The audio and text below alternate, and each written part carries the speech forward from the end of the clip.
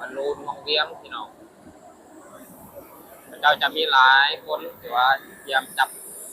ถือว่าเอาตั้งพี่น้อง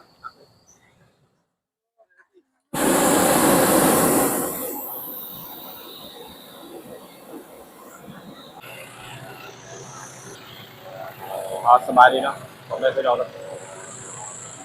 เดี๋ยวพอเข้าไปนี่จะพาทุกคนเนาะจะว่ามาชมบรรลุนี่พระเจ้ากำลัง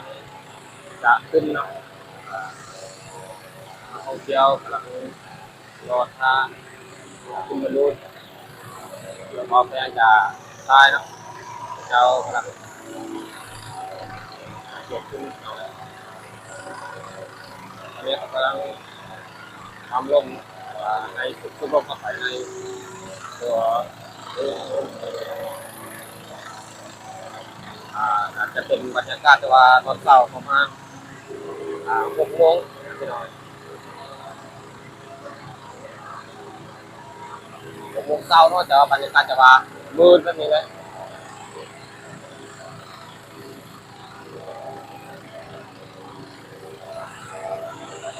สบายดีสบายดีประมาณ2 วันนะที่พระเจ้าจะในบรรยากาศตอนเช้า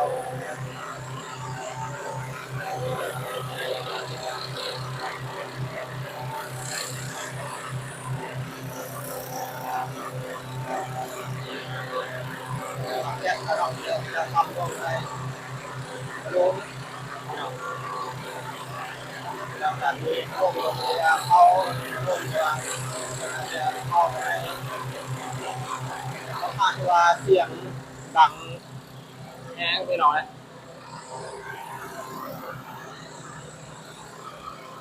ตอนนี้นักท่องเที่ยวก็มายืนนะแบบว่าใต้ภูจะเป็นนักท่องเที่ยวต่างประเทศไปหน่อยเพราะว่าพระเจ้าจากขึ้นรถเขาเนาะจะได้บรรยากาศที่ว่าได้มุ้งได้ทิวทัศน์ที่ธรรมชาติไปหน่อยเป็นบรรยากาศตอนเช้าแบบนี้เนาะพระเจ้าเป็นอะไรตอนแรก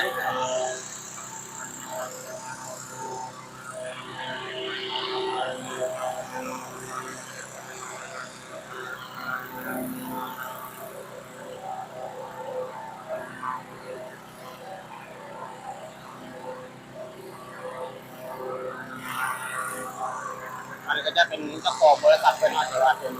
คนจีนไปหน่อย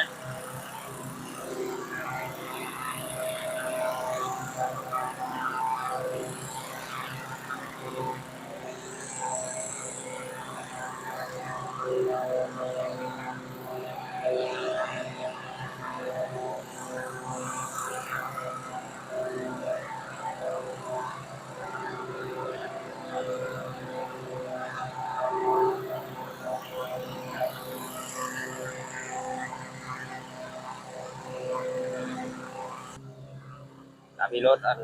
กระตุกเนาะพี่น้องเราที่ว่าพระเจ้ามารับมาส่งนักท่องเที่ยวเดี๋ยวว่ากำลังขึ้นบอลลูนอาจจะมีหลายคันเนาะในตอนเช้ามื้อนี้โอ้แต่ว่าอากาศก็เย็นดีเลยพี่น้องนะแต่ว่าเขาฤดูหนาวเนาะถือว่าเมืองเวียงของเขาก็ค่อนข้างจะอากาศจะว่าเย็นซื่นในยามเช้าของบอลลูนก็เริ่มใหญ่เนาะแต่ว่ามื้อนี้พระเจ้าจะสูบลมแต่ว่ามีแต่2 หน่วยพี่น้องที่ว่ารู้นะจะเป็นเจ้าของคนจีนพี่น้องที่ให้บริการนักท่องเที่ยว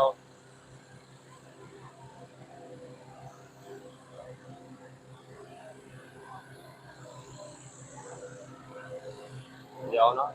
จะไปท้ายเนาะอีกหน่วยหนึงแต่ว่าอยู่ทางด้านข้าง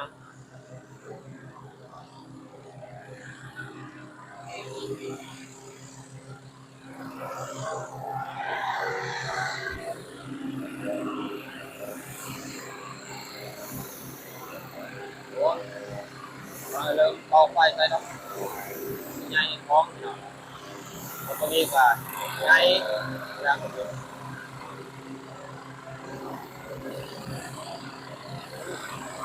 มามอเนาะน่าจะฮ้อนนะเพราะว่าเขา เล็งไฟใส่เลย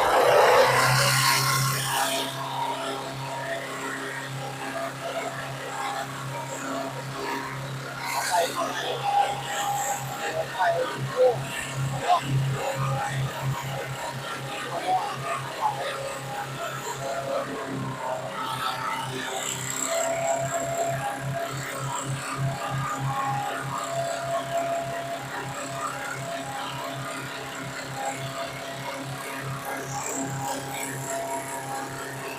มากก็ลอง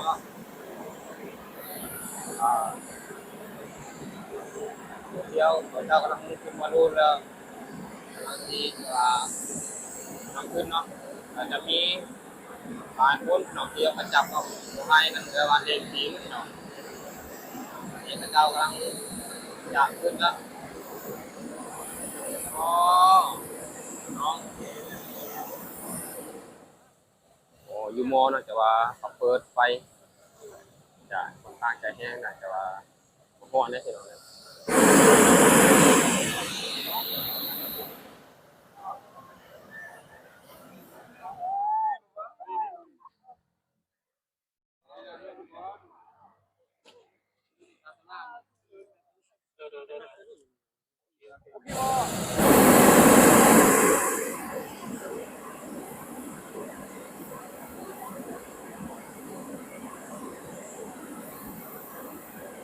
ค่อนข้างจะมีเสียงดังเนาะเพราะว่าเขาเปิดแห้งหน่อยขนาดว่าเมืองเวียงกับหนาวเย็นแล้วเนาะแล้วจะเอาเปิดไฟใส่ในตัวหอได้หน่อยเอาแก๊สใส่เนาะ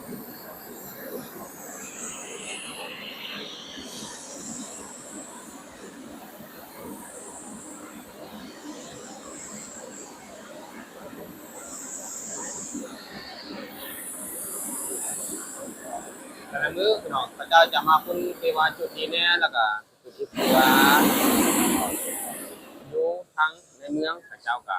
จะมีจุดที่ว่าพระเจ้าขึ้นเนาะว่าทุกๆตอนเช้ากับตอนแรง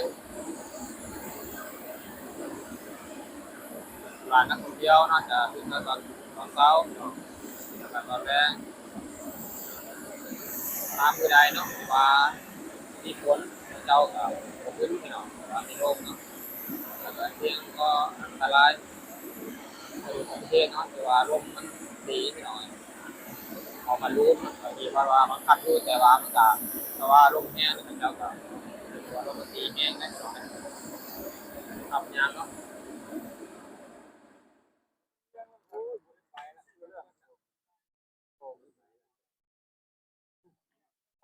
ตอนนี้นะขอลองเซ็กเบิ่งนะความพร้อมแต่ว่าให้ความ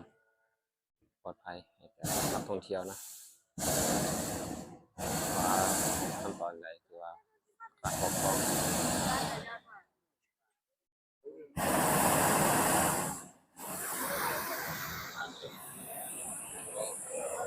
วันนี้เนาะกำลังจะขึ้นแล้ว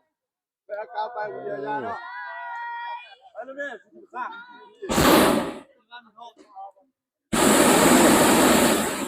แล้วไปนะไหนมาเนาะว่าอยู่บ่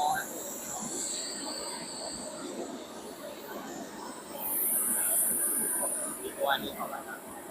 ไปแล้ว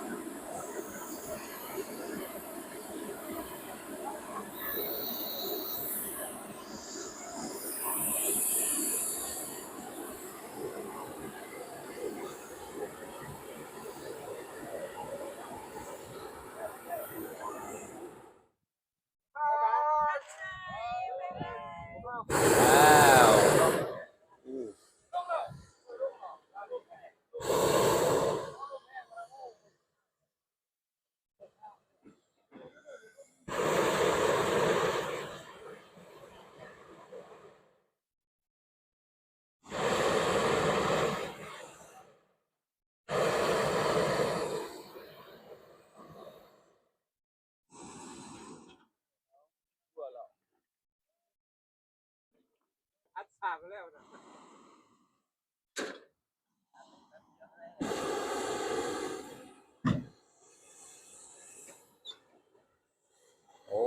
น้อยหลายหน่วยเนาะที่ว่าทางด้านหน้าก็จะขึ้นประมาณอีก2หน่วยละ คืนนะ บรรยากาศตอนเช้าเนาะจะมีค่อนข้างจะว่าเย็นเนาะพี่น้องเนาะมีลมแล้วก็มีหมอกเป็นบางส่วนนิดนึงเนาะพี่น้อง